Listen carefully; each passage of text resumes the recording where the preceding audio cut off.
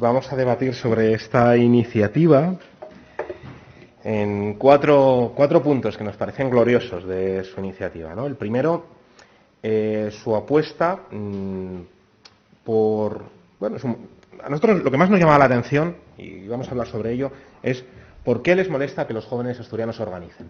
Esa es la pregunta que yo creo que explica todo lo demás de su iniciativa, ¿no? Ustedes proponen que se suprima el Consejo de la Juventud del Principado de Asturias.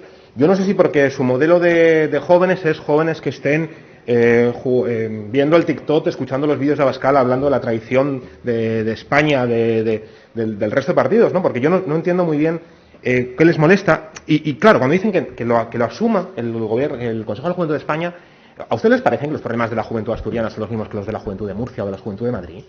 ¿De verdad creen que son los mismos problemas? Porque eso yo sí que creo que es grave, ¿no? El problema de la vivienda en Asturias es el mismo que el problema de la vivienda en Murcia. El problema de la migración de los jóvenes, más de 100.000 en las últimas décadas que se han ido a Madrid, son los mismos que los que hay en nuestros territorios. El problema del empleo en Asturias es el mismo que en otros lugares. ¿Vale una receta para todo? Esa es la pregunta que entiendo que si ustedes plantean suprimir el Consejo de la Juventud, bueno, está de fondo, ¿no? Ustedes... por cierto, el Consejo de la Juventud, que ha sido recientemente premiado por la Comisión Europea, el programa Ni ogros ni princesas, por las prácticas en educación sexual, que parece que les molestan también, claro, que el Consejo de la Juventud impulse prácticas educativas en educación sexual, porque claro, la educación sexual que ustedes aspiran es la que de Saz Montes y Rouco Varela, pero no Rouco, sino el de la Conferencia Episcopal. Probablemente ese sea el modelo de educación que hacen. O sea, ustedes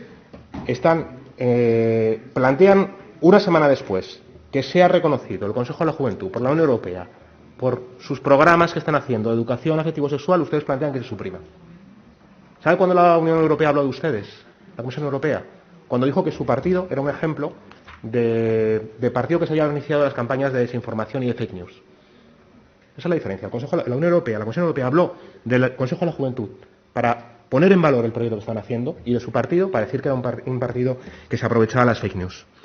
El problema es, en el fondo, es que consideran que la organización de los jóvenes no tiene sentido para mejorar sus condiciones de vida. Ese es el problema. Por eso plantean que se suprima el Consejo de la Juventud.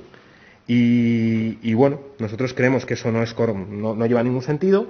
También emana, digamos, de su iniciativa una propuesta de recentralización. Ustedes en realidad no creen en el Principado de Asturias, no creen en las instituciones autonómicas y consideran que cuanto menos haya en Asturias, pues mejor, ¿no? Excepto en las instituciones asturianas, en lo que tiene que ver con la financiación de su propio partido, donde ahí sí que había que cambiar el reglamento de la Junta General. En eso sí que creían, para que hubiese una financiación de 1 millón de euros en esta legislatura. Ese chiringuito no le molestaba, como tampoco molestaba, por cierto, el chiringuito del señor Abascal.